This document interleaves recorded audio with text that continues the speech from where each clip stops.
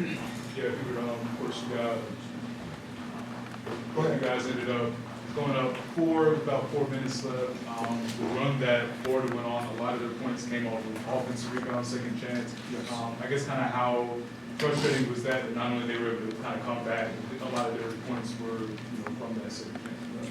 Well, they're one of the best offensive rebounding teams in the country. So we knew coming in that a huge determining factor for us is that we had to finish the possession box out and rebound.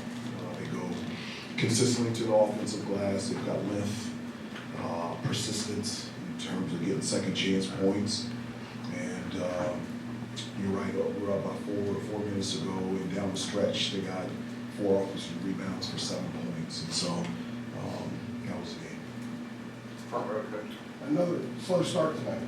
Yes. How head scratching is it for you when? Very head scratching, yes. Is there a sense of helplessness sometimes when it's happening? And what I mean is that you could try any combination, maybe tweak it, start it out, whatever it is, maybe earlier substitutions, and it seems like it's always happening against these kinds of opponents, no matter what you're doing on your end, that it seems to turn out the same way for the first half. Well, it's something that you're right.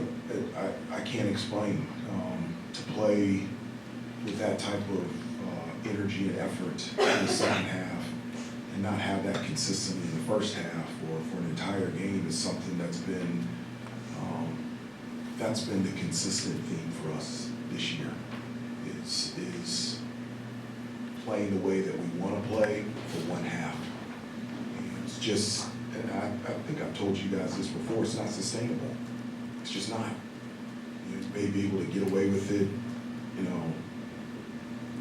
one time against Dayton, but it's just not sustainable, especially against good teams. And you have to put a full 40 minutes together. It doesn't have to be perfect, but you have to be disciplined. And my definition of discipline is being committed to doing the right things the right way with the energy and effort that is required out there on the floor the entire game. And that's something that we're just going to have to figure out because it just doesn't work. Let me ask a follow-up on that. The game today were our 2 best practices. I was really encouraged.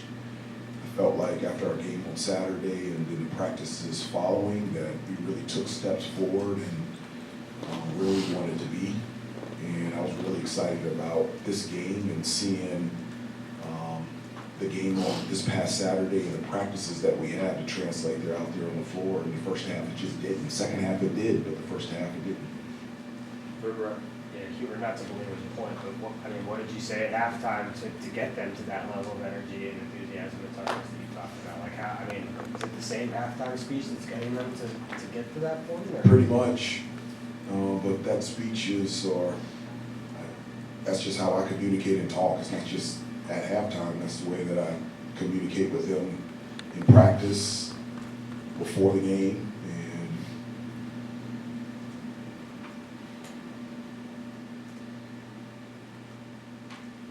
just didn't play well enough. Second row. Hubert, along those lines, maybe the halftime speech excluded, where did you think maybe the spark started in the second half? There was just a lot more fight, it seemed like. It didn't seem like it was.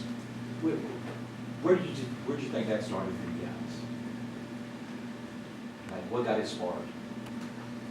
Us having our backs against the wall, and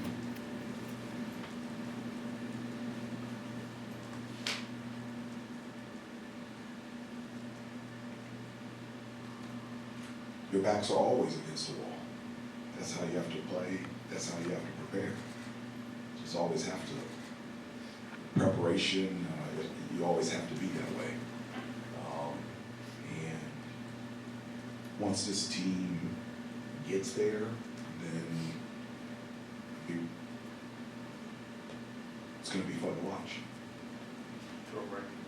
Hubert, is there something positive that you can take out of RJ's performance and maybe Ian getting going a little bit there in the second half, moving forward? Well, RJ's been a big-time player for 5 years. I've never been concerned or thought about percentages in terms of his shooting.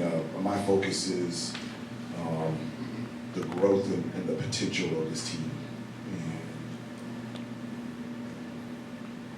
that's where my focus has been. Front row left.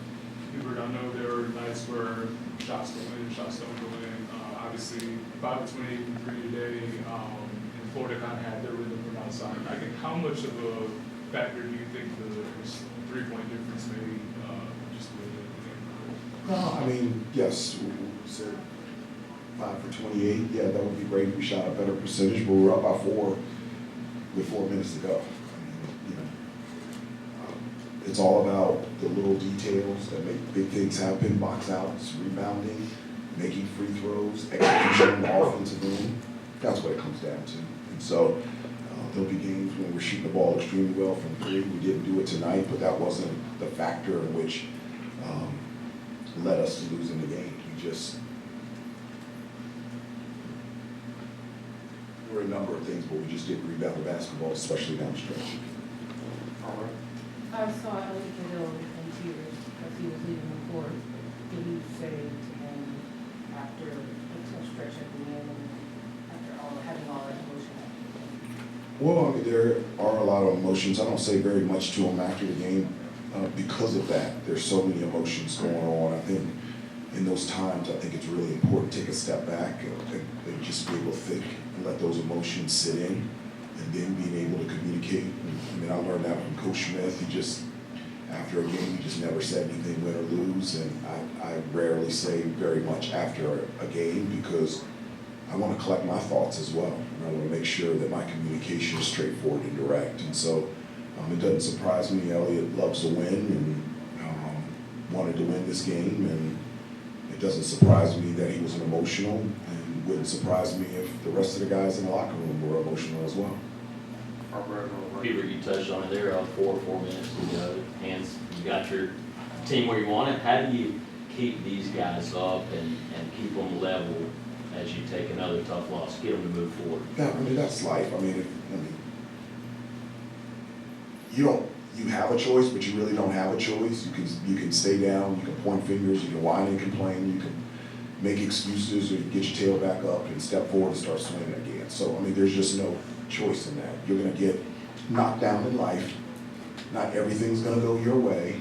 And so the only thing you really have control over is how you react and how you respond. And my communication with them is how we react and how we respond from this, and our preparation for our next game is going to be huge.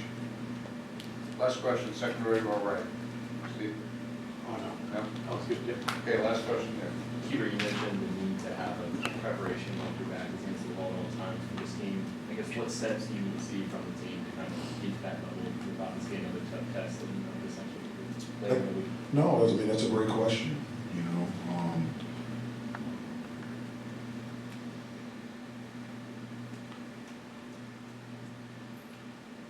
When I say a back against a wall, that's just who I am, and that's my personality, and that's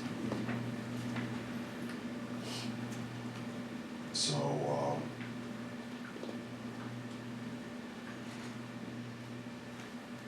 Obviously disappointed with tonight, but as I said before, it's an opportunity for us to get back up and move forward, and